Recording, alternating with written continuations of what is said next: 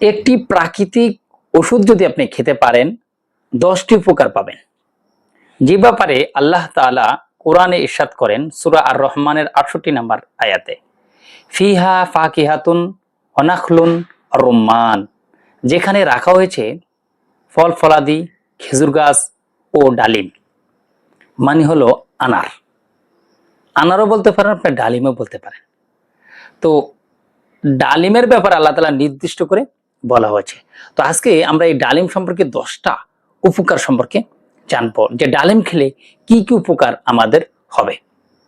1 নম্বর হলো শরীরে রোগ প্রতিরোধ ক্ষমতা বৃদ্ধি করতে ডালিমের ব্যাপক ভূমিকা রয়েছে।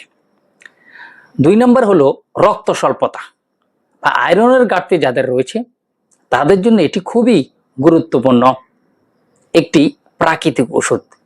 3 হলো হজমের সহায়তা করা, যেমন এটিতে রয়েছে ফাইবার যা হজমে সাহায্য করবে। 4তে আপনার উচ্চ রক্তচাপ যদি থাকে, হাই প্রেশার কে স্বাভাবিক রাখার জন্য ডালিমের ব্যাপক ভূমিকা রয়েছে। 5 সেটা হলো মুখের রুচি যাদের নাই, মুখের রুচি হচ্ছে না, আপনারা কিন্তু এটি খেতে পারেন।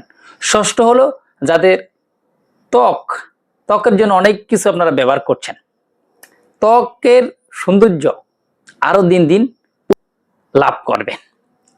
7 হলো যে রোগ প্রতিরোধ ক্ষমতা বৃদ্ধি করতে এটি অত্যন্ত গুরুত্বপূর্ণ, বিশেষ করে অ্যান্টিঅক্সিডেন্ট বাড়িয়ে দেয় এবং কি শরীরে রোগ প্রতিরোধ ক্ষমতা ধীরে ধীরে বাড়ে। 8 হলো আপনার শরীরের যে দুর্বলতা রয়েছে,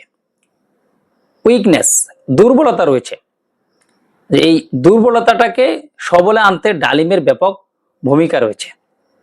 9 হলো এতে রয়েছে ভিটামিন সি, কে, পটাশিয়াম, যা আমাদের শরীরে এনার্জি বৃদ্ধি করতে সাহায্য করে।